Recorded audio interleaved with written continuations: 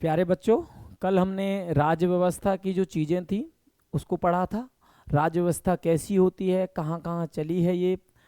इसके बाद हमने जाना था लोकतंत्र डेमोक्रेसी को। डेमोक्रेसी कितने प्रकार की होती है, कहाँ शुरू हुई थी, ये सारी चीज़ों को जाना था। आज हम जानेंगे इसी डेमोक्रेसी के कुछ प्रकार को। देखिए, जो आप लोकतंत्र पढ़ रहे थे प्यारे बच्चों, जो आप लोकतंत्र पढ़ रहे थे उस लोकतंत्र के भी दो प्रकार होते हैं। अगर मैं बात करूं, उस लोकतंत्र के दो टाइप होते हैं, यानी कि डिफरेंट डिफरेंट देशों में लोकतंत्र को दो प्रकार से इंट्रोड्यूस किया गया है। लोकतंत्र से मतलब हुआ यही बार बार जनता का, जनता द्वारा जनता के लिए शासन। यहाँ पे मुख्य भूमिका में जनता ही होगी, लेकिन लोकतंत्र जो होगा, डेमोक्रेसी जो होगी, मैं लिख देता हूं यहां, डेमोक्रेसी जो होगी प्यारे बच्चों, उसका हर बार मतलब यही होगा अलग अलग देशों में। एक तो हम बोलेंगे इसको राजशाही। राजशाही से मतलब ये हुआ कि यहां पर तंत्र में राजा काम करेगा, मुख्य भूमिका में कौन होगा, राजा काम करेगा। यानी कि मोनार्की जो सिस्टम होगा उस तरीके से नहीं होगा, ये थोड़ा सा अलग होगा। और दूसरा इसी राजशाही के लोकतंत्र के अंतर्गत होगा गणतंत्र। क्या होगा प्यारे बच्चों, गणतंत्र। अब इन दोनों फैक्ट को समझते हैं कि किस तरीके से राजशाही लोकतंत्र और गणतांत्रिक लोकतंत्र होता है। देखिए, राजशाही लोकतंत्र से आप ऐसा समझिए कि किसी भी देश में शासन करने वाला व्यक्ति राजा हो, यानी कि हेड ऑफ द स्टेट वो कौन हो, राजा हो, लेकिन उसके नीचे जो लोग हों वो जनता द्वारा प्रत्यक्ष या अप्रत्यक्ष रूप से चुन करके आए। जैसे आप ब्रिटेन में देख पाते हैं प्यारे बच्चों, ब्रिटेन में आप देख पाते हैं कि वहां पर ब्रिटेन की जो महारानी है वो हेड ऑफ द स्टेट है, लेकिन ऋषि सुनक या फिर वहां पे जो प्रधानमंत्री होते हैं उनका प्यारे बच्चों जनता द्वारा प्रत्यक्ष या अप्रत्यक्ष रूप से चुनाव होता है और ये जनता के लिए काम करते हैं। तो इसमें हमने क्या समझा, यहां पे राजा तो होगा लेकिन जनता पर शासन करने वाले लोग अलग होंगे। तो ये लोकतंत्र की व्यवस्था कहलाती है राजशाही लोकतंत्र। दूसरा होता है प्यारे बच्चों लोकतांत्रिक गणराज्य, जो इन भारतीय प्रस्तावना में भारत को बोला गया है लोकतांत्रिक गणराज्य। तो यहां पे हम जब बात करेंगे तो यहां पर हेड ऑफ द स्टेट जो होगा, जो राज्य का सर्वे सर्वा होगा, जो देश का मालिक होगा, वो प्यारे बच्चों क्या करेगा, जनता द्वारा प्रत्यक्ष या अप्रत्यक्ष रूप से चुन करके आएगा। जनता द्वारा, जिसका क्या होगा प्यारे बच्चों, इलेक्ट होगा। जनता द्वारा वो क्या होगा, इलेक्ट होगा। यानी कि मेरा मतलब ये हुआ, जनता जब अपने हेड ऑफ स्टेट को, अपने यहाँ के राजा को, अपने शासन करने वाले सबसे बड़े व्यक्ति को जब इलेक्ट करे, चुनाव करके भेजे, तो उसी चीज को हम क्या कहते हैं, गणतांत्रिक लोकतंत्र कहते हैं। यह व्यवस्था सबसे पहले कहां शुरू हुई थी प्यारे बच्चों, यूएसए में। यूएसए के राष्ट्रपति को कितने साल के लिए चुना जाता है प्यारे बच्चों, 4 साल के लिए, और भारत में यही व्यवस्था 5 साल के लिए होती है। तो भारत गणतांत्रिक लोकतंत्र है। इसका मतलब यह हुआ कि भारत में राजा वंशानुगत नहीं होता है। यहां पर राजा जो होगा, जो देश का मालिक होगा, जो हेड ऑफ द स्टेट होगा, वो जनता द्वारा चुन करके आएगा। अब जनता द्वारा कैसे, क्या आप राष्ट्रपति के चुनाव में भारत में कोई व्यक्ति भाग लेता है, नहीं, व्यक्ति भाग नहीं लेते हैं, वो सांसद और विधायकों के द्वारा चुन करके आता है। इसका मतलब ये हुआ कि हमारे यहाँ के लोग किसको वोट करते हैं, सांसद और विधायकों को, और वही लोग किसको फिर वोट करते हैं, वो लोग जो सांसद और विधायक होते हैं वो किसका चुनाव करते हैं, राष्ट्रपति के चुनाव में भाग लेते हैं। तो इसका मतलब ये हुआ कि भारत में जो देश का हेड ऑफ द स्टेट है, जो देश का सर्वे सर्वा है, उसका चुनाव अप्रत्यक्ष रूप से जनता द्वारा होता है, indirectly elected by the people होता है हमारे यहाँ पर हेड ऑफ द स्टेट। इसको हम कहते हैं लोकतंत्र का प्रकार। तो बताओ बच्चों, भारत में कौन सा लोकतंत्र है, गणतांत्रिक। ब्रिटेन में कौन सा है आपका, राजशाही लोकतंत्र। जापान में कौन सा है, राजशाही लोकतंत्र, ध्यान रहेगा। और आपका जो है दक्षिण कोरिया में कौन सा है, सेम राजशाही लोकतंत्र। समझ में आ गया, क्लियर हुआ बच्चों यहां तक का। तो ये हमने समझा बेसिक को। अब हम इसी कड़ी में थोड़ा सा आगे बढ़ते हुए चीजों को करते हैं। अब सुनो बच्चों आगे। देखिए, कोई भी जो सरकार होती है, कोई भी जो सरकार होती है, विभिन्न विभिन्न सरकारों का विश्व में अलग अलग तरीका है।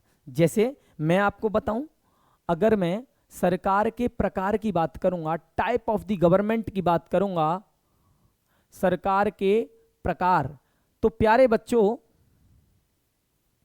ये फिर से 3 टाइप में बढ़ता है।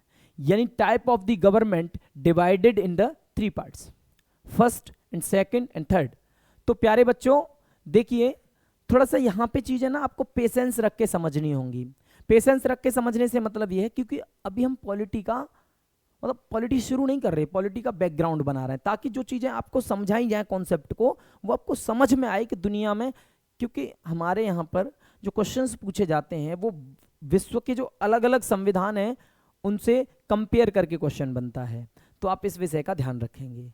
मैं बड़े से बड़े कंपटीशन और छोटे से छोटे प्रत्येक कंपटीशन की जिम्मेदारी ये लेता हूं कि आप मेरे पढ़ाने के बाद आपको कोई भी किसी भी प्रकार की टेंशन नहीं आएगी, आप किसी भी लेवल का सवाल इसे सॉल्व कर पाएंगे। लेकिन बड़ी बात रहेगी बेसिक, यानी कि बेसिक जो होता है ना वो हर कॉन्सेप्ट की जान होता है। बेसिक जो होगा वो हर कॉन्सेप्ट की जान होता है, और मैं आपके बेसिक को इतना अच्छा लेके चलूंगा कि आपको कोई भी डाउट कहीं पे नहीं आएगा। तो देखिए बच्चों, यहां पे मैं बात करूंगा सरकार के प्रकार की। सरकार देखिए, जैसे अगर मैं आपको इस एग्जांपल से समझाना चाहूं कि सरकार के प्रकार कैसे होते हैं, तो देखो, सरकार के प्रकार में सबसे पहले आप समझिए कि जहां पर जैसे एक देश है, देश का नाम है ब्रिटेन। मैं ब्रिटेन की अगर मैं बात करूंगा तो प्यारे बच्चों, ब्रिटेन देश का एग्जांपल मैं इसलिए ले रहा हूं क्योंकि यहां पर केवल और केवल सेंटर गवर्नमेंट होती है। यहां पर प्यारे बच्चों क्या होती है? केवल और केवल सेंटर गवर्नमेंट होती है। यहां पर स्टेट गवर्नमेंट प्यारे बच्चों नहीं होती। सेंटर गवर्नमेंट यहां होती है, स्टेट गवर्नमेंट यहां नहीं होती। ठीक है, अब दूसरा पॉइंट समझते हैं। दूसरा देखो प्यारे बच्चों, अगर मैं बात करूंगा यूएसए की,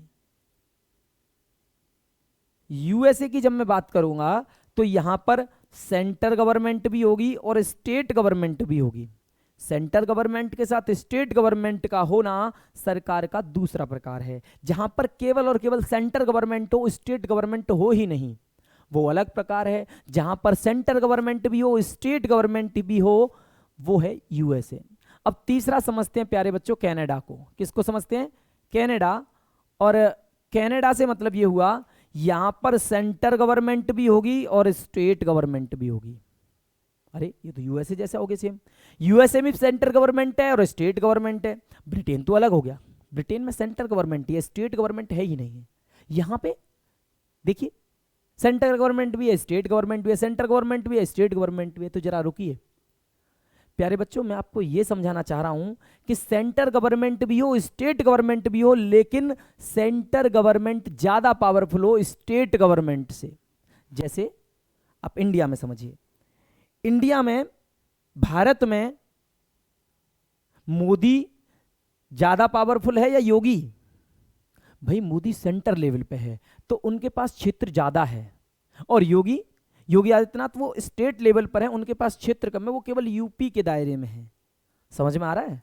तो मेरे कहने का मतलब ये हुआ कि जहां पर सेंटर ज्यादा पावरफुल हो, स्टेट कम पावरफुल हो, वो सरकार। जहां पर सेंटर और स्टेट दोनों पावर रखते हो, वो सरकार। जहां पर केवल सेंटर गवर्नमेंट हो, स्टेट गवर्नमेंट हो ही नहीं, वो सरकार। प्यारे बच्चों, अगर मैं इसे समझाना चाहूं तो इसे हिंदी में कहते हैं एकात्मक सरकार। क्या कहते हैं प्यारे बच्चों? एकात्मक। एकात्मक से मतलब हुआ यूनिटरेनियन गवर्नमेंट।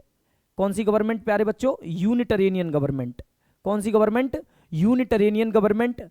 और यूएसए में जो होता है वो होता है फेडरल। फेडरल को हिंदी में कहते हैं प्यारे बच्चों, फेडरल को हिंदी में कहते हैं प्यारे बच्चों संघात्मक। यानी कि यूएसए की जो हम सरकार पढ़ रहे हैं वो कैसी है प्यारे बच्चों? संघात्मक है। इसको अंग्रेजी में कहते हैं फेडरल गवर्नमेंट। कौन सी गवर्नमेंट? Federal government. और यहां कनाडा की जब हम बात करेंगे तो इसको कहते हैं प्यारे बच्चों, ध्यान से सुनना, अर्ध संघात्मक। क्या कहते हैं? अर्ध संघात्मक। इसका मतलब यह हुआ कि भारत में या कनाडा में इस सरकार को क्वासी फेडरल गवर्नमेंट कहा जाता है। क्या कहा जाता है प्यारे बच्चों? Quasi federal. Quasi federal government यानी अर्ध संघात्मक सरकार। अब यहां से एक सवाल बनता है, मतलब जो पूछा गया है, देखिए क्या भारत संघात्मक देश है? नहीं, भारत अर्ध संघात्मक देश है। और भारत ने अपनी शासन करने की व्यवस्था, जो सरकार की व्यवस्था है, संघात्मक व्यवस्था, हमने कहां से ली है प्यारे बच्चों? कनाडा से ली है, यूएसए से नहीं ली। ध्यान रखना, कौन सा शब्द इंडियन कॉन्स्टिट्यूशन में इस्तेमाल नहीं किया गया? तो ध्यान रखना, फेडरल शब्द, संघात्मक शब्द इंडियन कॉन्स्टिट्यूशन में इस्तेमाल नहीं किया गया है। अब मैं थोड़ा सा इसको और ब्रीफ में आपको समझाता हूं। देखिए, जहां पर केवल और केवल सेंटर गवर्नमेंट होती है, स्टेट गवर्नमेंट जहां नहीं होती, उसे एकात्मक सरकार कहते हैं। और ऐसी सरकार कहां चलती है प्यारे बच्चों? ब्रिटेन में चलती है। यूएसए में क्या होता है? सेंटर गवर्नमेंट भी होती है, स्टेट गवर्नमेंट भी होती है, but both are different issues, different cases, different law. यानी कि अलग अलग कानून होते हैं, अलग अलग नियम होते हैं, और कोई किसी के मामले में इंटरफियर, हस्तक्षेप नहीं करता। कोई किसी के मामले में बच्चों हस्तक्षेप नहीं करता। सेंटर के विषय अलग हैं, स्टेट के विषय अलग हैं। समझ में आया?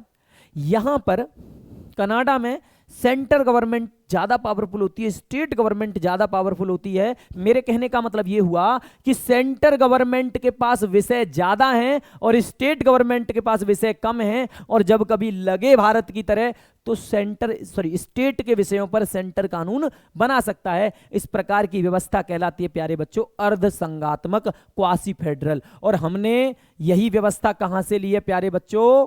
बोलिए जल्दी, कहां से ली है? भारत से। कहां से लिए प्यारे बच्चों? भारत से। ठीक है, अगर किसी बच्चे का कोई भी डाउट है तो नीचे कमेंट बॉक्स में करके मुझे बताएं। किसी भी प्रकार का तर्क आप अपना रखें, मैं उसका जवाब दूंगा। ठीक है, किसी बच्चे को कोई भी डाउट आ रहा है, क्योंकि हम क्लासेस को बिल्कुल बेसिक, एकदम इतना सिंपलिस्टिक रख रहे हैं कि इसका कोई जवाब नहीं, मतलब एकदम सिंपल चीजें चल रही हैं अभी। अगर यहां गड़बड़ हो गई तो आगे की चीजों में आपको गड़बड़ आएगी। तो इसीलिए बेफिक्र होकर के एक एक चीज को मुझे बताएं, और मैं एक एक का आंसर 1 बाय 1 पर्सनली बताऊंगा।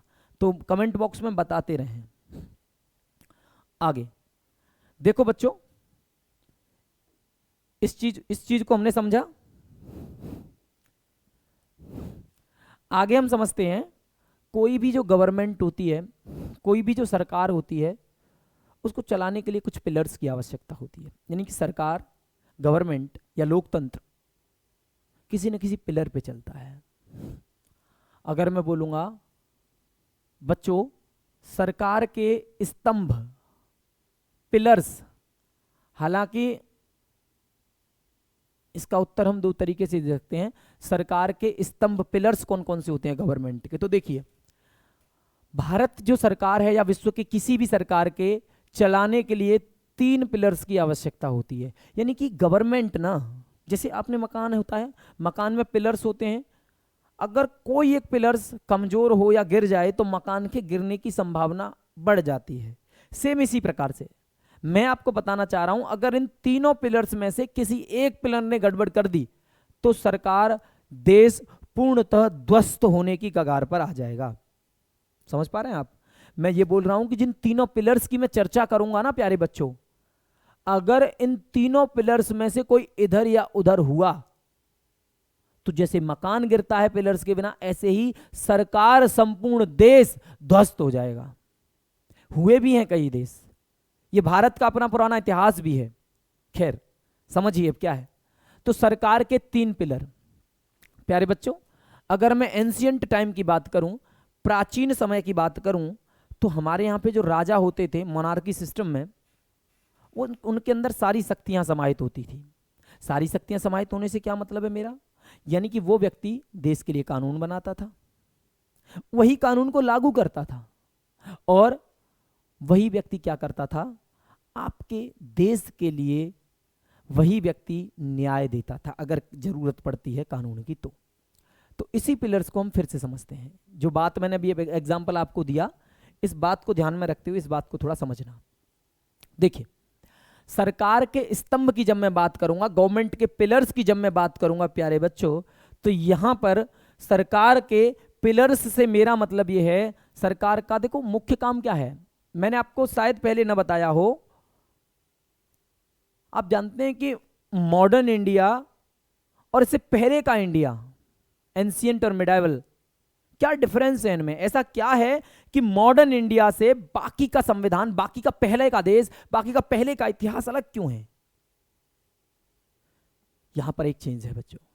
जब ब्रिटिशर्स इंडिया में आए तो इन्होंने एक बहुत शानदार चीज इंडिया को दी, सिखाई, या कुछ भी हम इसे कह सकते हैं, और वो सबसे महत्वपूर्ण बात रही कि हमारे यहां पर वेद से, शास्त्रों से, कुरान से, हदीस से क्रम वाइज करके देश चलता था। जैसे एंशिएंट इंडिया के मैं बात करूंगा तो वहां वेद और शास्त्र, और उनको कोई नहीं बदल सकता है क्योंकि वो भगवान ने कहा है, वो ईश्वर ने कहा है। कुरान हदीस जो शिक्षाएं उसमें हैं वो अल्लाह ने कहा है, ईश्वर ने कहा है, उनको कोई नहीं बदल सकता है। यानी कि देश जो चलता था, भारत जो चलता था, मुगल और दिल्ली सल्तनत में कुरान हदीस से चलता था, और इससे पहले वेद शास्त्रों से चलता था।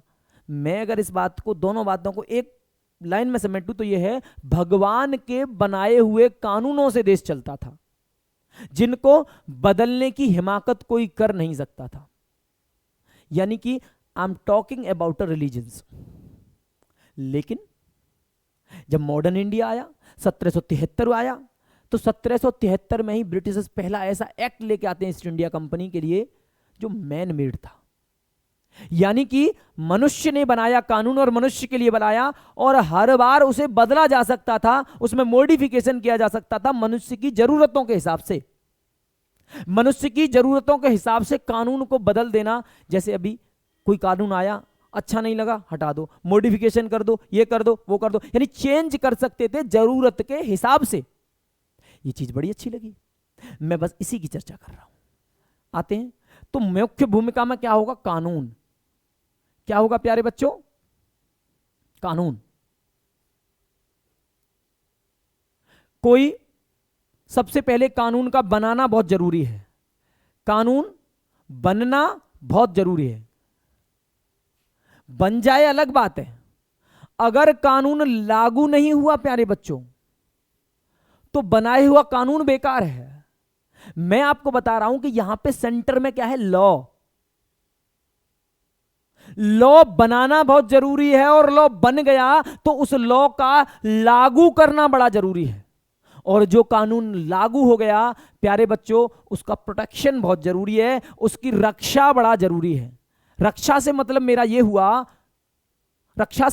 यह हुआ प्यारे बच्चों, कानून बन गया है, अगर उस कानून को कोई तोड़ रहा है तो उस कानून को तोड़ने से बचाना है, ताकि बाकी सब सावधान रहें, बाकी सब सुरक्षित रहें। That's the mean make the law. Make the law is very important, and the second, enforce the law also important. Enforce the law also important, and protect the law, that's the final of the pillar. Make the law, enforce the law, and protect the law. यानी कि कानून बना लो, ठीक, कानून को लागू करो, और लागू हो गया तो उस कानून की रक्षा करो। That's also the important. और इसके लिए कितने पिलर बनाए गए रे बच्चों? 3। यही 3 पिलर्स पे सरकार चलती है। देखिए, कानून जहां बनता है प्यारे बच्चों, उसे हम कहते हैं संसद। कानून जहां बनता है उसे हम कहते हैं संसद, या फिर आप ये समझ लीजिए, इसी संसद को मैं दूसरा नाम दे सकता हूं, इसे कह सकता हूं मैं व्यवस्थापिका। क्या कह सकता हूं?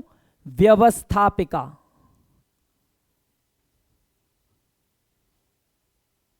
क्या कह सकता हूं प्यारे बच्चों? व्यवस्थापिका।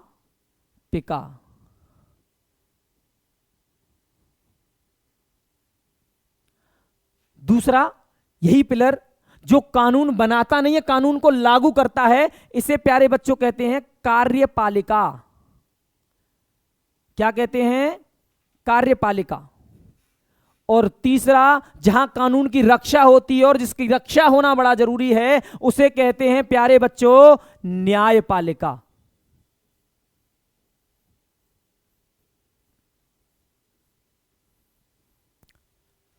यानी कि कानून बनता है व्यवस्थापिका में, कानून लागू होता है कार्यपालिका के द्वारा, और कानून प्रोटेक्ट होता है न्यायपालिका के द्वारा। अब आगे देखिए, न्यायपालिका में जज होते हैं और कार्यपालिका में मंत्री होते हैं। कार्यपालिका में प्यारे बच्चों मंत्री होते हैं, और यहां पर संसद में कानून बनाने के लिए भी मंत्री होते हैं। तो मैं कह सकता हूं कि यहां व्यवस्थापिका और कार्यपालिका में कॉमन चीज क्या है? मंत्री। बात आ रही समझ में? क्लियर हो रहा है? देखिए, अब इसी से आगे आजकल मीडिया जो है उसको सरकार का, गवर्नमेंट का, लोकतंत्र का चौथा पिलर कहा जाता है। किसको प्यारे बच्चों? मीडिया को।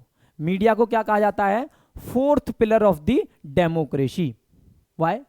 बिकॉज ऑफ दीज थ्री, इन तीनों में मीडिया जो है एक तरीके से सामंजस्य रखने का, इनको स्वच्छ रखने का काम करती है, या फिर इन तीनों तक सूचनाएं पहुंचाना और इन तीनों की सूचनाओं को जनता तक पहुंचाने का काम मीडिया करती है। इसीलिए लोकतंत्र का, डेमोक्रेसी का चौथा पिलर कहा जाता है किसको?